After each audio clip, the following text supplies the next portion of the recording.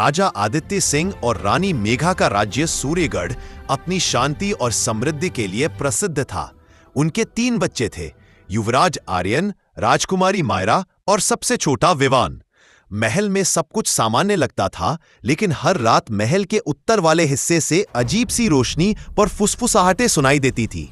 रानी मेघा उस हिस्से को मनहूस गलियारा कहकर बंद रखती थीं और बच्चों को वहां जाने की मनाही थी। एक रात मायरा ने देखा कि उसकी मां उस गलियारे में जा रही है। हाथ में चमकता नीला रत्न था।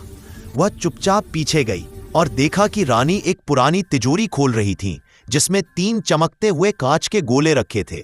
रानी ने कहा, ये मेरे बच्चों की असली पहचान है, इन्हें कोई कभी नहीं जान पाएगा। मायरा डरकर भाग आई। अगले दिन उसने भाइयों को सब बताया और तीनों उस गलियारे में गए।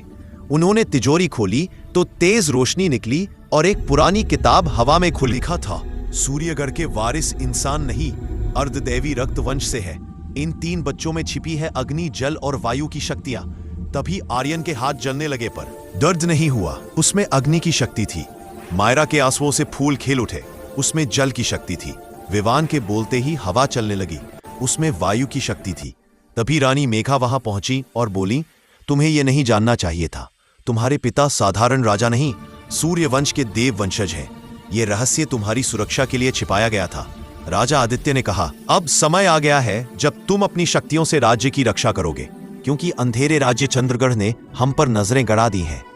रानी ने बच्चों को गले लगाकर कहा, सबसे बड़ी ताकत शक्ति नहीं, दिल की सच्चाई होती है। राजा बोले, जिस दिन तुम अपनी शक्तियों को दूसरों की रक्षा के लिए इस्तेमाल करोगे, उस दिन तुम सच में सूर्यगढ़ के उत्तराधिकारी कहलाओगे। उस रात तीनों बच्चों ने आकाश की ओर हाथ उठाकर प्रण लिया, हम अपनी शक्तियों से कभी किसी को नुकसान नहीं पहुंचाएंगे। ये राज हमारे दिल में रहेगा और हमारी ताकत प्रजा की ढाल बनेगी। हवा धीरे धीरे चलने लगी। आकाश में सुनहरी चमक फैल गई, जैसे सूरज खुद उन दैवी वारिसों को आशीर्वाद दे रहा हो।